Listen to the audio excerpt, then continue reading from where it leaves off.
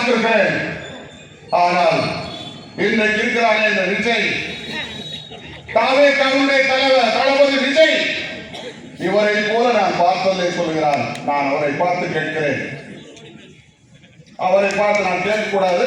இருந்தாலும் ஒரு இயக்கத்தின் மீது, புரட்சி தலைவர் மீது, தலைவரோடு பயணித்தவர், புரட்சி தலைவர் அம்மாவோடு பயணித்தவர், அண்ணன் எடப்பாடி அவர் பயணித்தவர்.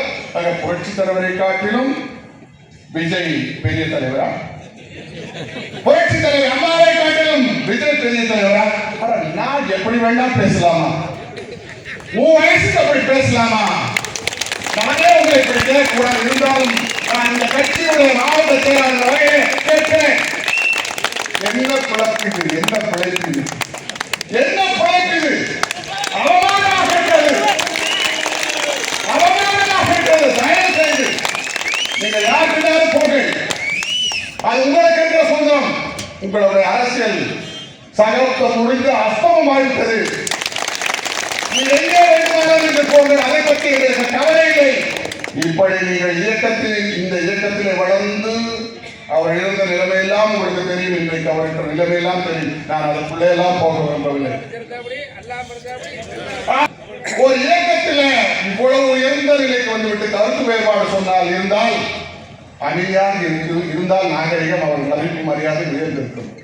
இவ்வளவு கீழ்த்தரமாக இறங்கி இப்படி பேசுகிற பொழுது எவ்வளவு பெரிய அவமானமாக இருக்கிறது. தயவு செய்து இனிமேலாவது நான் இந்த கூட்டத்தின் வாயிலாக கேட்டுக்கொண்டதெல்லாம் கொஞ்சம் இங்கே இருந்தாலும் நீங்கள் தோற்போது அது எந்த மாற்றம் கிடையாது.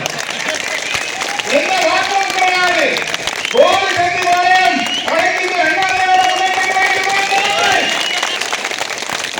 இருந்தவர்களெல்லாம் உங்களை விட்டு மீண்டும் அண்ணன் எடப்பாடியார் தலைமைக்கு வந்து விட்டார்கள். எல்லாரும் அண்ணன் எடப்பாடியார் பின்னாலே இருக்கிறார்கள். இயக்கம் தான் பெரியது. அண்ணன் செங்கோட்டையன் இந்த தனி மனிதன் பெரிதல்ல என்று வந்து விட்டார்கள். ஆக நீங்க தேர்தலில் நின்னா, முடிவெடுத்து கோவிச்செட்டிப்பாளையத்தில் நின்னா, நீங்கள் 50 ஆண்டு காலம் நான் பார்த்த தலைவர்களை காட்டிலும் மிக உயர்ந்த தலைவராக இருக்கிற விஜய் அங்கே விசிலை கொண்டு வந்து அடித்தார். அடிப்பார்கள். விளையாட்டு போட்டியில விசில் அடித்தார், அவன் அவுட் ஆகிட்டார் அர்த்தம். அவுட் செய்கிற போது விசில் அடிப்பார்கள். அது மாதிரி விசில் அடிப்புகிற நிலைமை வந்து விட்டது.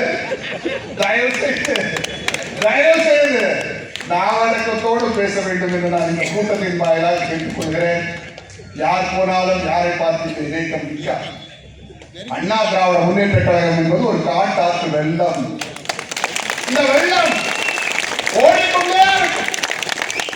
நடு ஆற்றிலே போய் நின்றால் நீ போய் கரை சேர முடியலாம்.